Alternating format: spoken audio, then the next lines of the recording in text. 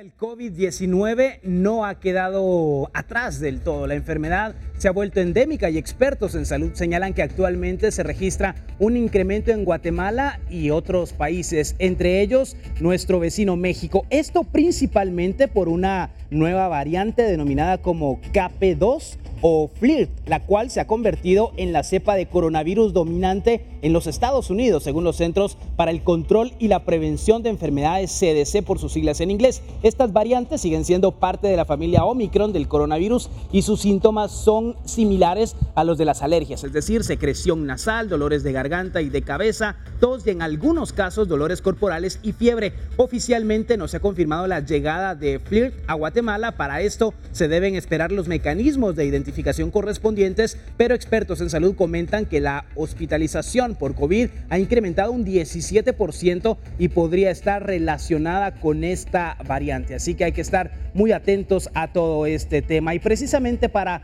resolver inquietudes, hablar del COVID-19, qué ha pasado con los guatemaltecos, hemos o no relajado las medidas, nos acompaña el doctor Erwin Calwa, él es epidemiólogo. Doctor Calwa, gracias por estar aquí en Impacto Directo.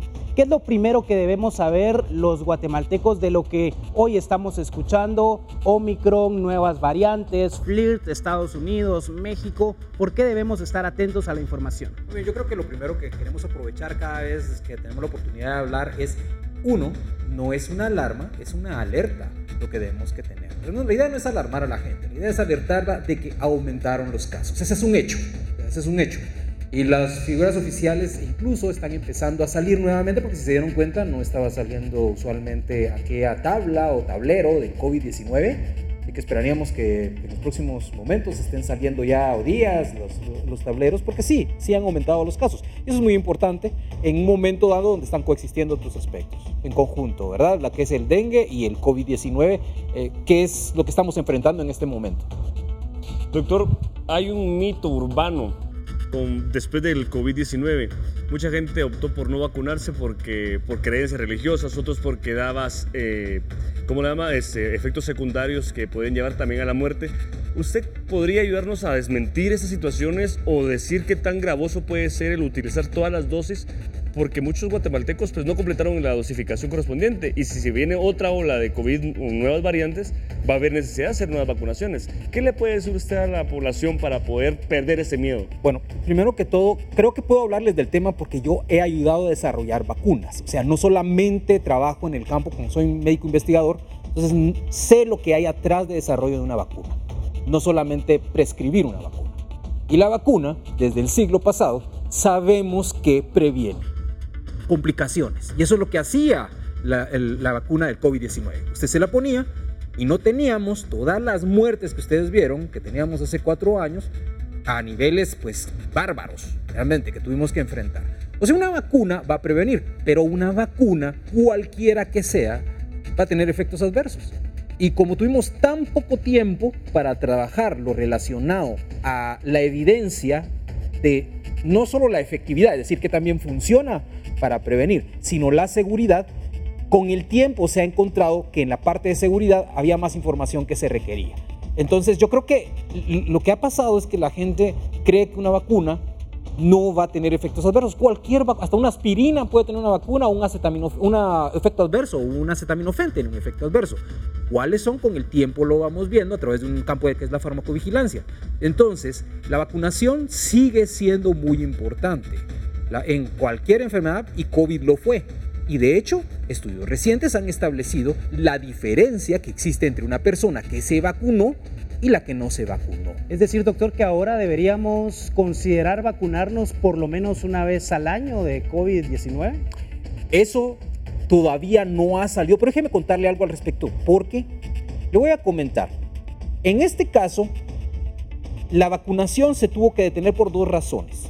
Una, lo primero que ustedes han dicho, esos mitos hicieron que la gente no se vacunara. Miren cuántas vacunas se perdieron. Segundo, los aspectos políticos que conlleva una vacuna, que fueron particularmente fuertes aquí en Guatemala. Entonces, hubo disponibilidad de vacunas y la gente no lo utilizó. Entonces, ningún país, no solo Guatemala, está ahora adquiriendo la responsabilidad de vacunas para dárselas a la población. En este momento, si existiera alguna situación de vacunas, vendrían a ser vendidas, como ya está pasando en Estados Unidos, como está pasando en México. Pocos países lo hacen directamente, pero la gran mayoría en COVID-19 seguramente lo terminarían vendiendo.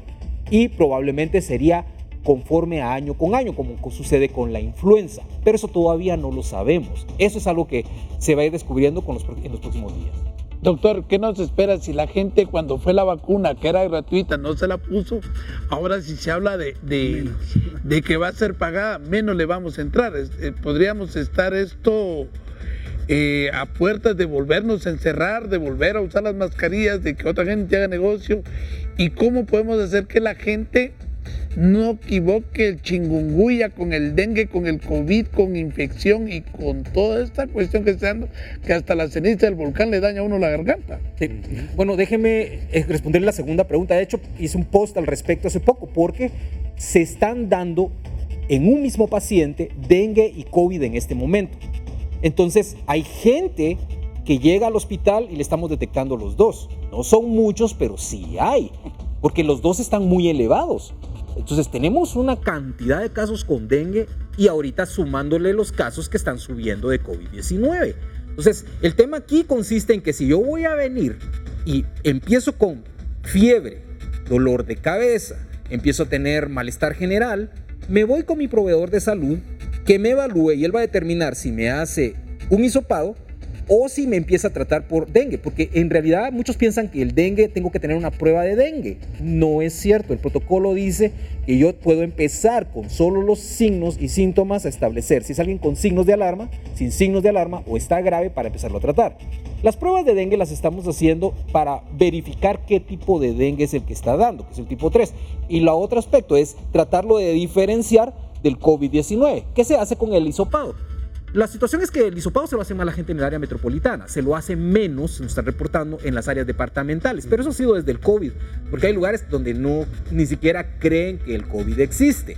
Entonces, el tema aquí es que vivimos en una sociedad que tiene su propia complejidad. Las mismas investigaciones que hemos hecho en la Facultad de Medicina, en la Universidad de San Carlos de Guatemala, nos ha determinado esto. Una cosa más, es que si usted no se vacuna, sí se infecta. Y si se infecta, porque esta variante que está viniendo tiene una eficiencia para infectar gente. Entonces nuestros estudios en el Hospital General San Juan de Dios, nosotros establecieron que aunque usted no se ponga la vacuna, no se ponga un refuerzo que hablábamos, le da a usted COVID, dengue, ya iba a hablar de dengue, COVID, le vuelve a subir los anticuerpos, pero se arriesga a otras complicaciones, que es el COVID prolongado o lo que está pasando, que es que le da 2 o 3 infecciones, y estudios han establecido que usted le da 2 o 3 infecciones y es una persona con hipertensión, es una persona con diabetes, o le empieza a requerir más medicamentos de diabetes, o te tienen que cambiar la dosis de hipertensión, o le va a dar un famoso accidente cerebrovascular, ahí se va a quedar.